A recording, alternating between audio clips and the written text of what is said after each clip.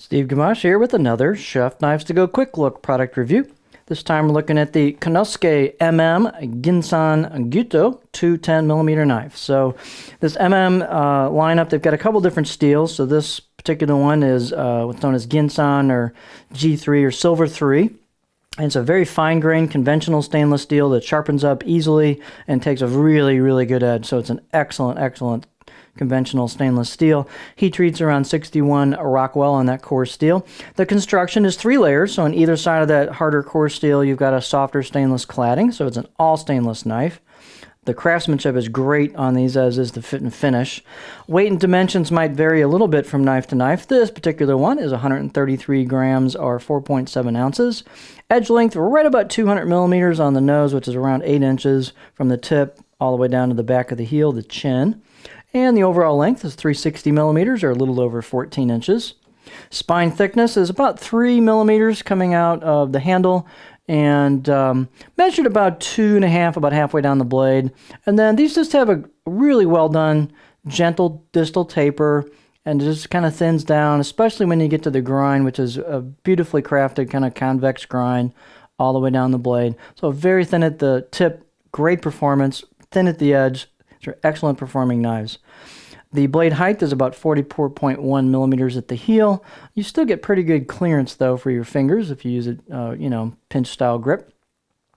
The handle is, he's got 2 different versions of these. Chef Knives to Go offers a version with the basic octagonal hoe wood handle with buffalo horn ferrule, and they also offer a version with an upgraded key ebony handle. So this is the octagonal hoe wood with buffalo horn ferrule, so nice fit and finish on the handle. You've got a little bit of a gap, I shouldn't say a gap, but just a little bit of a raised edge there between the wood and the buffalo horn, but it's not much. Nice tight handle install.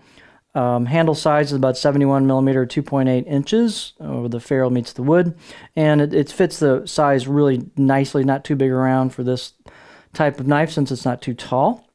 The balance point on that lighter handle brings it up a little bit from the one with the ebony handle, so you get a little bit more blade forward weight bias on this, so you get a little bit of a sense of some weight to the blade, even though it's quite light. It's under 5 ounces. The fit and finish is great on these. Let's take a little close-up look at the blade. Here's your kind of beauty shot, if I can get a nice one here. It's kind of hard to catch these things sometimes. Well, let's see. How should we do this? These are always a little tricky. And we'll do that. So you'll see a very generous core steel showing here, and so that means that grind is thin at the edge, and it is. So you can see they've ground that quite thin at the edge. So the right side of the blade has hand chiseled kanji. Nicely done. You can feel the raised edges on it. You've got vertical finish marks on it from spine down to edge. Same on the left side of the blade. Really nice polished choil, rounded, polished. I should say this is the spine, not the choil dummy.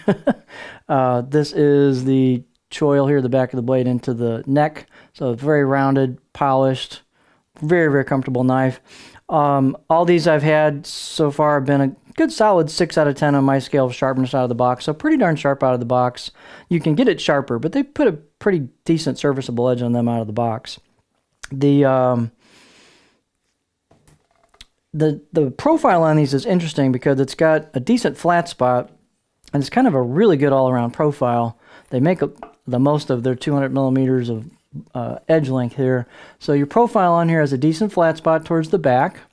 Maybe the back third of the blade is nice and flat, kind of flows into a stop, not too abrupt. And then you've got a pretty good gradual, gentle belly that gets a little more aggressive towards the tip. So you can get this pretty high on a rock, and it really rocks nice. The profile is butter smooth, goes into that stop towards the heel. So you got a little chopping area, you got intermediate area, and you got the front area with some a little bit more aggressive belly. So this thing will handle lots of different cutting techniques very well. It's just a really nice profile. So these are beautifully crafted, high performance, all stainless.